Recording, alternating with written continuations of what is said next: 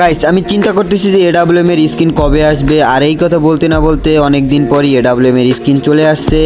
তো আমিও চিন্তা করছি যে আমার কাছে এডাব্লিউএম এর স্কিন নাই, তো আমি একটা বের করব এডাব্লিউএম এর স্কিন। তো সেই চিন্তা ভাবনা করে আমি অনেকগুলো ডায়মন্ড রেখে দিছি, প্রায় 800 ডায়মন্ড। দেখি 800 ডায়মন্ডের মধ্যে আমরা বের করতে পারি কিনা এডাব্লিউএম এর স্কিন, নাকি আরও বেশি ডায়মন্ড লাগতে পারে। তো চলো আমরা 800 ডায়মন্ড নিয়ে স্পিন করা শুরু করে দিই। তো ফার্স্ট স্পিন করে দিছি, তো কিছুই দিল না, দিছে শুধু টোকেন। তো সেকেন্ড স্পিন করা শুরু করে দিছি, তাতেও কোনো কিছু দিল না।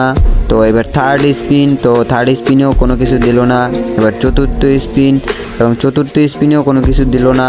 তো এবার পঞ্চম স্পিনেও কোনো কিছু দিল না।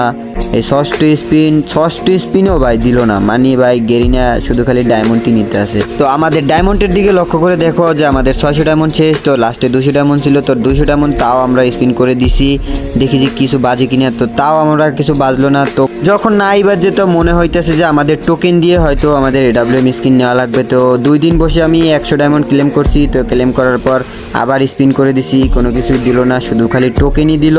আবার 2 দিন বসে 100 ডায়মন্ড ক্লেম করে তারপর স্পিন করার পর দেখতেছি যে লাস্টে আর একটা টোকেন লাগে। তো আমরা সেই অনুযায়ী আবার 20 ডায়মন্ডে একটা স্পিন করে দিছি।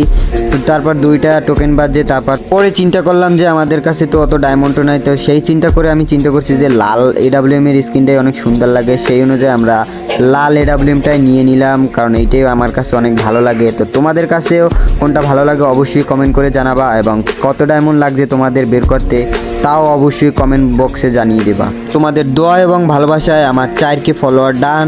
তো সবাই বেশি বেশি করে সাপোর্ট করবা। তো সবাই ভালো থাকো, সুস্থ থাকো, আল্লাহ হাফেজ।